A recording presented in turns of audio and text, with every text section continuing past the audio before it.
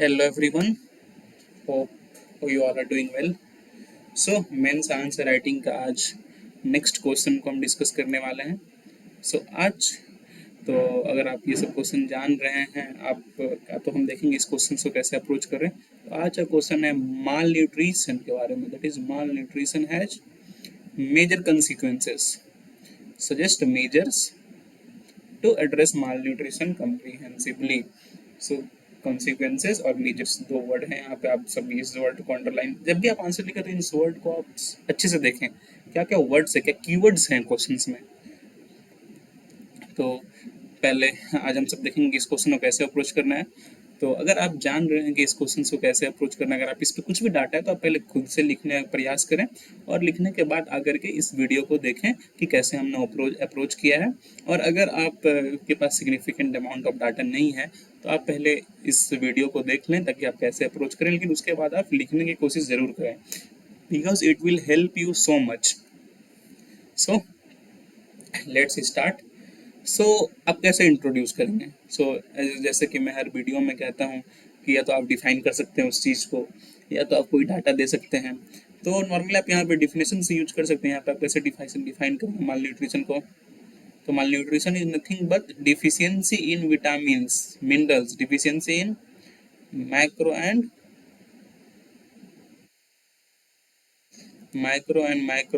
MANMI, that is major and minor nutrients.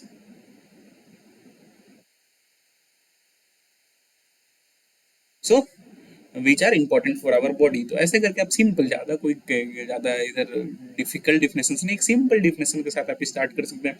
या फिर आप कुछ डाटा दे सकते हैं. जैसे कि जो नेशनल हेल्थ सर्वे थी, नेशनल हेल्थ सर्वे ऑफ 2017, इसका एक डाटा मुझे याद आ रहा है, काफ़ी एक सुंदर डाटा है.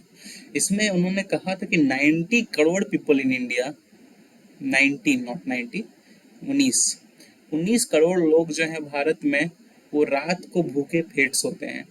Sleep on empty stomach.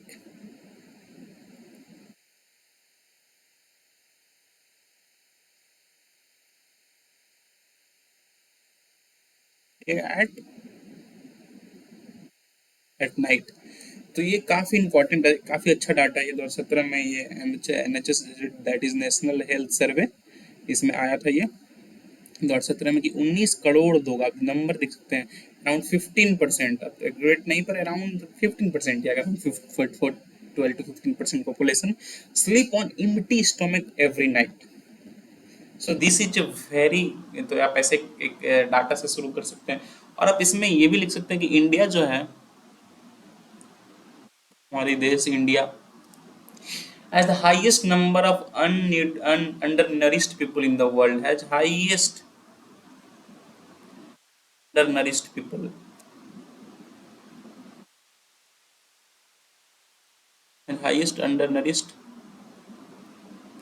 people in the world, that is 195 million. We have 195 million undernourished people.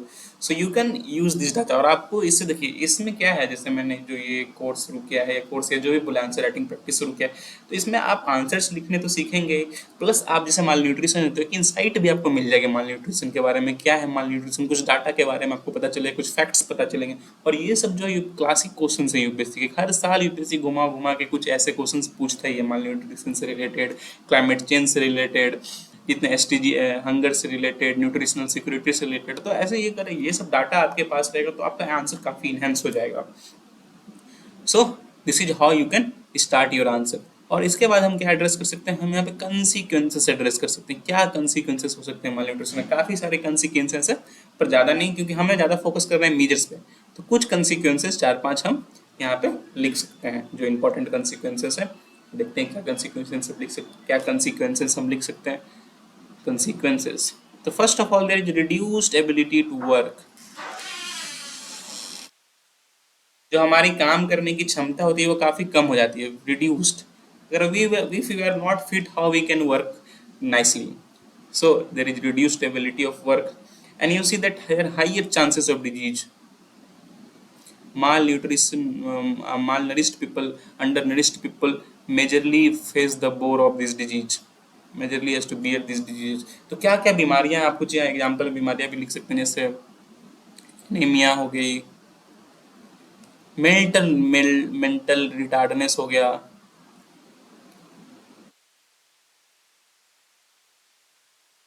And mental retardness specially in children. ऐसे कुछ बीमारियों के आप यहाँ पे एग्जांपल दे सकते हैं कि what kind of what they have to face from their early childhood. ये कुछ हैं। और क्या क्या कॉन्सिक्वेंसेस हो सकते हैं। इन्फेक्शियस डिजीज, काफ़ी there are highest chances of infectious disease in people who are undernourished, such as you can say, right, the disease है diarrhea, pneumonia, etc. और भी काफ़ी infectious disease है, measles, मलेरिया। तो ये सब का चांसेस देखिए क्या होता है, जब हम अंडर नरिश्ड रहते हैं तो हमारी इम्यूनिटी काफ़ी कम रहता है, immunity. And here we face the bore of diseases, क्योंकि कम इम्यूनिटी की वजह से कोई भी डिजीज हमें काफ़ी जल्दी हो जाती है। तो ये एक इन्फेक्शियस डिजीज, काफ़ी आप इसको लिख सकते हैं। This higher risk related to pregnancy, there are many complications related to pregnancy. What happens our mother, जो है माएँ जो होती है वो अंडर नरिश्ड होती हैं, एनीमिक होती हैं, तो कॉम्प्लिकेशन होती है, बच्चों का डेथ हो सकता है, स्टिल बर्थ्स होते हैं। Stillbirth is, that is, the birth of a dead child. काफी ये सब चांसेस है, प्रेगनेंसी रिलेटेड काफी है। देयर इज, आप इंडिया में loss of GDP, you should be surprise to know that 4% of GDP हम लोग एनुअली लूज करते हैं due to malnutrition. India loses India loses 4% of its GDP due to malnutrition. एक काफ़ी बड़ा data है। और भी बहुत सारे कॉन्सिक्वेंसेस आप लिख सकते हैं, आप कमेंट करके बताएं और क्या क्या कॉन्सिक्वेंसेस, मेजर कॉन्सिक्वेंसेस हैं हमारे लिए माल न्यूट्रिशन के। और इससे आप इन्वॉल्व रहेंगे तो मुझे भी काफ़ी अच्छा लगा कि आप इस बारे में कुछ रिसर्च कर रहे हैं। कुछ क्या होता है ना, यूपीएससी एक ऐसी एग्जाम है जिसमें क्यूरियसिटी इज़ वेरी इंपॉर्टेंट। अगर आप क्यूरियस रहेंगे किसी भी चीज़ को जानने के लिए तो आप यूपीएससी इजीली क्रैक कर लेंगे। क्योंकि आप जैसे ये आपने ये चार देखे नहीं, और क्या हो सकती है, पांचवा क्या हो सकता है, छठा क्या हो सकता है, तो आप ऐसे इन्वॉल्व रहिए इस एग्जाम के प्रिपरेशन में, तो आपको मजा भी आएगा और आप इंजॉय करेंगे इस फेज को। These are the some you can these are some consequences, you can also write other consequences। अब आप देखेंगे consequences, तो अब measures क्या क्या हो सकते हैं, what are the measures related to avoid malnutrition or to fight malnutrition। सबसे पहले आप एग्री न्यूट्रिशनल लिंकेज स्कीम के बारे में एक और आंसर है, मैंने इसको यूज किया था। तो देखिए क्या होता है कि जब एक टाइप के क्वेश्चन आते हैं ना, तो आप एक चीज अगर आप जानते हैं किसी एक ऐसे स्कीम के बारे में, तो आप उसे हर जगह पे यूज कर सकते हैं। ऐसा नहीं कि यहीं पे बस उसके रिक्वायरमेंट है। तो एक एग्री न्यूट्रिशन लिंकेज स्कीम जो कि मैंने पिछले बार भी यूज किया था, मैं यहाँ भी यूज करना चाहूंगा, दैट इज भारतीय पोषण कृषि कोर्स।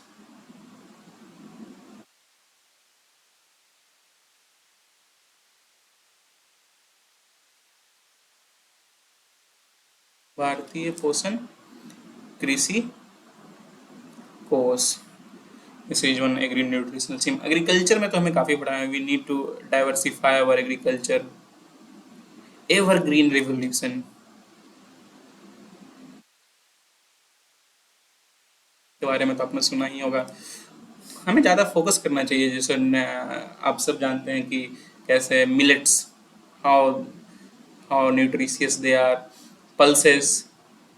क्या हुआ ग्रीन रेवोल्यूशन के टाइम, ये सब की जो प्रोडक्टिविटी थी, ये जो प्रोडक्शन एरिया थी, वो काफ़ी कम हो गई है।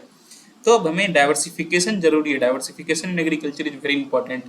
हमें मिल्क पे ध्यान देना होगा। अगर आप देखें तो ऐसा काफ़ी रिसर्च में ऐसा पाया गया है कि from ancient times the per capita consumption of pulses have decreased.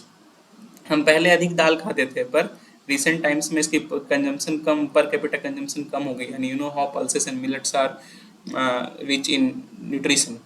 आप एग्रीकल्चर से रिलेटेड कुछ पॉइंट लिख सकते हैं यहाँ पे। And we need to convergence with other schemes, it is a very important point. क्या होता है, nutrition is only not related to food, sanitization, safe drinking water.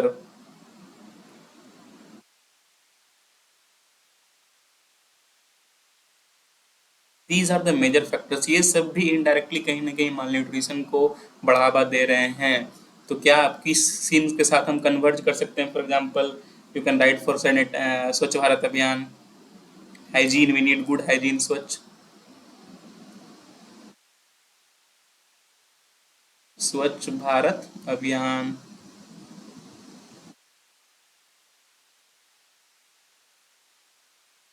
Other seems की बात करें तो आप यहाँ पे जल जीवन मिशन।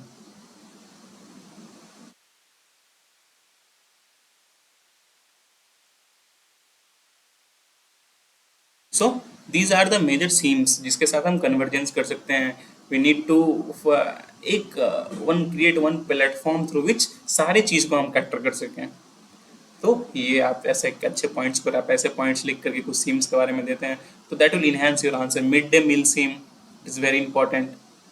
हम सब मिड डे मील स्कीम के बारे में जानते हैं। यहाँ तक अब इनमें हमें ब्रेकफास्ट स्कीम्स भी स्कूल्स में स्टार्ट कर देने चाहिए। काफ़ी जगह ये प्रपोजल आया, for example I have read news in Tamil Nadu perhaps, वहाँ पे प्रपोजल आया था ब्रेकफास्ट स्कीम का भी, कि हम ब्रेकफास्ट में भी कुछ फ्रूट्स, चने, ये सब बच्चों को दें। So these things you can right. And food fortification, so you should know food fortification. Food fortification क्या होता है? सपोज कि आयरन हो गया, हम आयरन को राइस में फोर्टिफाई कर सकते हैं तो that rice will be rich in iron. Rice में नहीं, काफ़ी सारे न्यूट्रिएंट्स है जो माइक्रो न्यूट्रिएंट्स है, दैट इज उनको काफ़ी फूड जैसे सॉल्ट्स हो गए, आयोडीन युक्त नमक आपने सुना है, सॉल्ट्स में या फिर सेरल्स में या फिर शुगर में, काफ़ी जैसे फूड्स में जिसे हम फोर्टिफाई कर सकते हैं। ठीक है, तो उससे क्या होगा कि उस फूड तो मिलेगी जो हमारे डेली रिक्वायरमेंट है, उसके साथ हमें वो जो मैक्रो न्यूट्रिएंट है जिसको न्यूट्रिशन चाहिए वो भी हमें मिलेगी। तो you can write food fortification in the measures. Mission Indradhanush, क्या है मिशन इंद्रधनुष? आप सबको पता होना चाहिए, it is an immunisation mission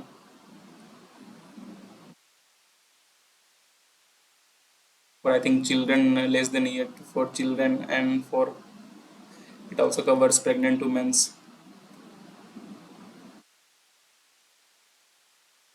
so mission Indradhanush के बारे में आप यहाँ लिख सकते हैं कि ये सब जो ये पोषण अभियान वेरी इंपॉर्टेंट, जो पोषण अभियान है सरकार की, वो माल न्यूट्रिशन को फाइट करने में हमारा मदद कर सकता है। इट हेल्प इट का इसका मेन एम्स है to reduce anaemia,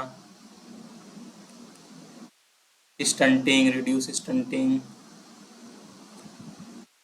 so Poshan Abhiyan can be helpful. We need to improve our medical infrastructure, especially at grassroots। जो रूरल एरियाज है, गाँव है, वहाँ पे हमें मेडिकल इंफ्रास्ट्रक्चर पे बढ़ावा देना होगा। प्रॉपर वहाँ पे सर्वेज हो, अवेयरनेस कैंपेन्स लगें, प्रॉपर मेडिकल मिले, स्पेशली चिल्ड्रंस, प्रेग्नेंट वुमेन्स, ये सबको। और भी काफ़ी चीज़ आप इसमें लिख सकते हैं, कुछ आप ईट राइट कैंपेन के बारे में लिख सकते हैं।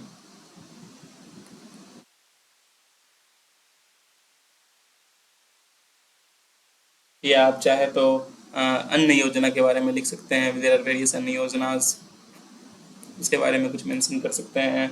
आप नेशनल फूड सिक्योरिटी एक्ट के बारे में कर सकते हैं, नेशनल फूड सिक्योरिटी एक्ट जो 2013 का था, उसके बारे में कुछ मेंशन कर सकते हैं। तो there is a lot of scope in writing measures here. So और भी काफ़ी चीज़ें हैं जिसको आप मेजर्स में लिख सकते हैं, तो आप कमेंट करके बताएं और आप क्या क्या चीज़ लिख सकते हैं। तो ऐसे आप इस क्वेश्चन को अप्रोच कर सकते हैं। तो अब देखना होगा कि हम इसमें मेजर्स जो है वेलफेयर, सॉरी मेजर्स तो हो गया, कंक्लूड कैसे करेंगे ऐसे क्वेश्चंस को, how will you conclude this? So you can write any positive sentence. You can write about welfare measures should be given to most vulnerable, we should capacity development पे काम कर सकते हैं, we can work on human resource capacity building,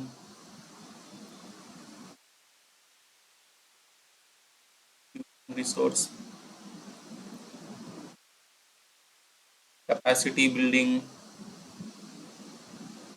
NGO की मदद लें। काफ़ी चीज़ आप कुछ भी पॉजिटिव सेंटेंस ये लिख सकते हैं ताकि जो वनरेबल हैं उन्हें वेलफेयर मेजर्स पहुंच सके और वो माल न्यूट्रिशन को हम सब साथ मिलकर फाइट कर सकें। सो ये था, ऐसे आप आज के इस क्वेश्चन को अप्रोच कर सकते हैं। होप आपको पसंद आया हो। So please do like, share and subscribe. काफ़ी मोटिवेशन मिलता है अगर आप लाइक से सब्सक्राइब करते हैं, कमेंट्स करते हैं, जो आप और सारे मेजर्स बताते हैं और क्या क्या कंसिक्वेंसेस इसमें थे और वो बताते हैं। तो काफ़ी देखिए काफ़ी मेहनत लगती है ऐसे वीडियोस को बनाने में, और मैं रेगुलरली इसे अब कोशिश करूँगा बनाना, मैं बना ही रहा हूँ रेगुलरली, ताकि आप सब रोज़ एक आंसर लिख सकें मेरे साथ। और इससे काफ़ी इम्प्रूवमेंट आएगी आपको, आपको खुद महसूस होगा कुछ दिन के बाद, 2-3 महीना आप ये करते रहें, 2 महीना ये प्रैक्टिस, देखिए आपको कितनी इम्प्रूवमेंट नज़र आएगी अपने आंसर राइटिंग स्किल्स में। So please do like, share, subscribe, और कोई भी क्वेरीज हो तो आप कमेंट कर सकते हैं। That's all for today, have a nice day, thank you.